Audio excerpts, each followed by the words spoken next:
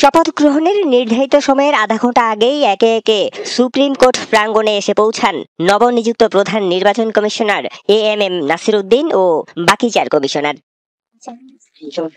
ঠিক 1:30টায় জাজেস লাউঞ্জে শুরু হয় শপথ গ্রহণের আনুষ্ঠানিকতা। প্রথমে নতুন সিইসিকে শপথ পাঠ করান প্রধান বিচারপতি সৈয়দ রেফাত আহমেদ।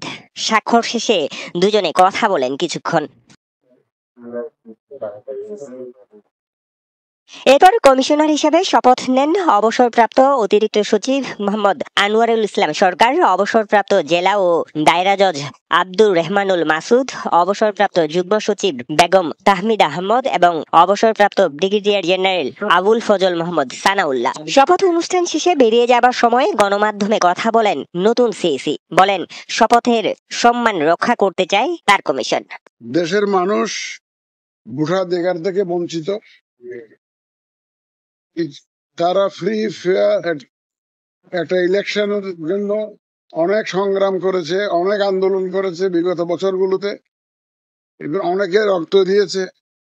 তো আমি তাদেরকে একটা free fair and credible election দেওয়ার জন্য প্রতিশ্রুতিবদ্ধ, and I will do my best for that. এখন ইলেকশন করতে গেলে আমার যে ইয়াঙ্গার জেনারেশন যারা ভোট দেওয়ার জন্য মুখিয়ে আছে বছরের পর বছর, তো তাদেরকে আমার তো ভোটার লিস্টে আনতে হবে। এখন কোথায় কোথায় রিফর্ম দরকার হবে, ইন্টারভেনশন দরকার হবে, সেটা তো আমরা রেডিলি পাবো ইনশাল্লাহ, যেহেতু একটা রিফর্মস কমিশন কাজ করছে ইলেকশন কমিশনকে রিফর্ম করার জন্য। তাদের পরামর্শ আসুক।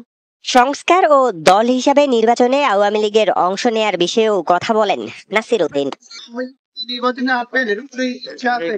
এটা it is premature for me two comment on this.